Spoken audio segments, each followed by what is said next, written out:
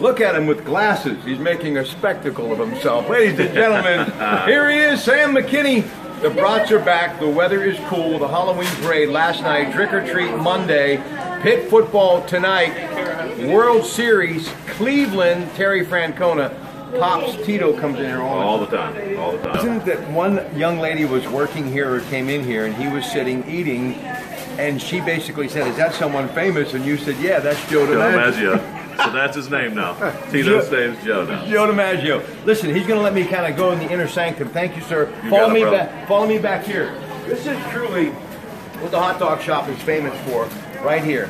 And Terry Francona has eaten more than his share of these. And you know, football season winding down, what better way before they tee it up Friday night under the lights than to stop by with your family and come on back. Speaking of family, this is a great place for young people to kind of learn the ropes as far as interacting with people and how to work the cash register and make these dogs right here, okay?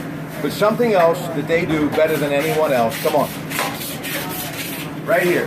Excuse me, young lady. Look at these, young man. Show this to the beautiful camera lens. Now look at this.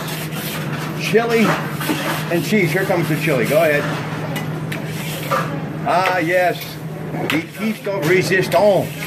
It's chili and cheese. I'll take that. No. Anyway, I think some customer would get angry. We are ready to go. Jim Equals, his lovely bride. Now, we have all sorts of things to get to. So let's go now to the counter at the Brighton Hot Dog Shop in New Brighton. Again, Naomi shooting this on the AT&T phone, his lovely bride. They're off to Wisconsin to watch Nebraska and Wisconsin in some football. Their son Asa, he's that track guy from Pitt I was telling you about earlier today. He is out there working on his life's work. I want to talk to you about that real quick. Chuck Noll, his life's work. It's a brand new book out. Mr. McCambridge is the author, and I've always really had a special place in my heart for people that pen books, and you being a writer. But Chuck Noll, one of the things that I took away doing a little prep work to do a video yesterday, Jim Equals of the Beaver County Times, was he was a very private person in a very public world, meaning workforce, the NFL. He really handled that, didn't he? He had two lives. One was his football life, and the other one was his private life. Yeah, he did. He really handled that one. And you don't see that too much anymore.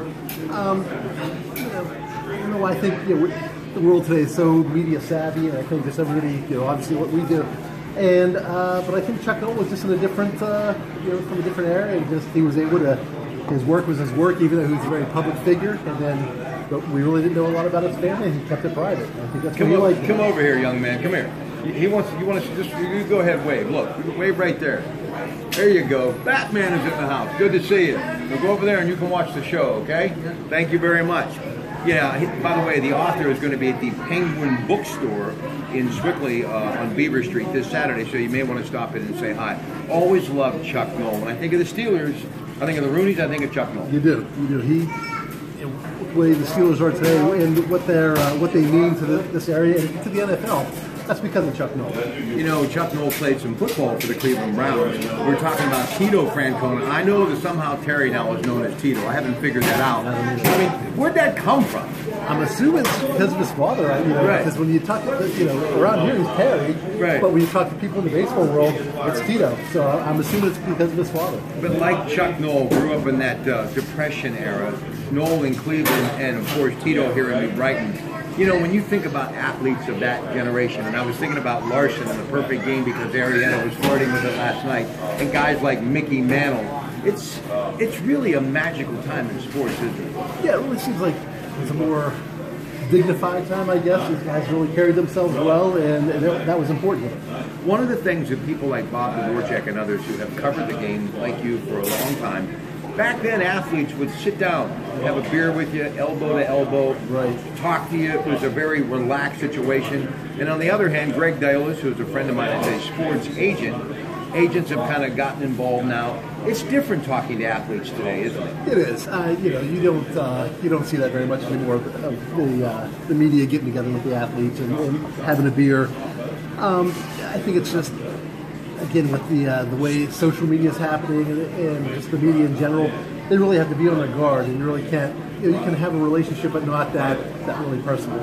Well, I love my AT&T phone, and we've been talking all about the possibility of this Time Warner deal, and my friend Jim Meredith and I from Heffron Tillotson discussing it. And I really think the reason it's got to get done is because how they can take you into a virtual world of sports. And if you think what we're seeing now is great, where people are watching the Pitt game tonight or watching the World Series, it's only going to get better. And what amazes me most is these athletes and how talented they are, but also with sports medicine where it is today. I just found out on the smartphone on the way down to the Brighton hot dog shop that Schwarberger will not be playing the Chicago Cubs. He had the big collision in the outfield for his ACL, MCL, remarkable comeback, what they've been able to do, but he's not medically cleared. So Chicago for Game 3 will not have his bat tomorrow night. But I think the most important thing that Terry Francona did in this World Series, even if they did lose 5-1 last night, they at least got one of those two, and I think that was a must going to Wrigley. Yeah, absolutely. You didn't want to have, like you say, Arrieta was flirting with a no-hitter, flirting with a perfect game, and again, you wouldn't want to have them take that back for 3 in Chicago, coming off a lot. All right, let's talk about LeBron James was there too, and obviously they got their NBA rings the other night. How much has LeBron James, you think, lifted Cleveland? I was watching the NBA, watching a little football the other day, and I just started thinking a lot about Cleveland's football team is 0-7, but I saw Jim Brown on a TBS NBA pre- and post-game show, and I thought how much he meant to that community and what they were able to do, and now here's LeBron James. It's almost like it's become infectious in a way where it's kind of caught on because of what LeBron James did.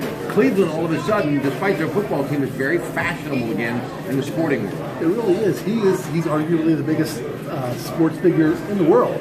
And so coming from Cleveland, coming from the area that he came from, and he did not get where he came from. We always talk about here in Beaver County and Namath and Ditka and Dorset and how they always remember us and they always come back. And LeBron is the same way out in that part of the world. And he's really, again, he's made Cleveland cool. So. All right, now you got Game 3 Wrigley tomorrow night. Joe Buck with a call on Fox. It'll be Josh Tomlin and Cal Hendricks.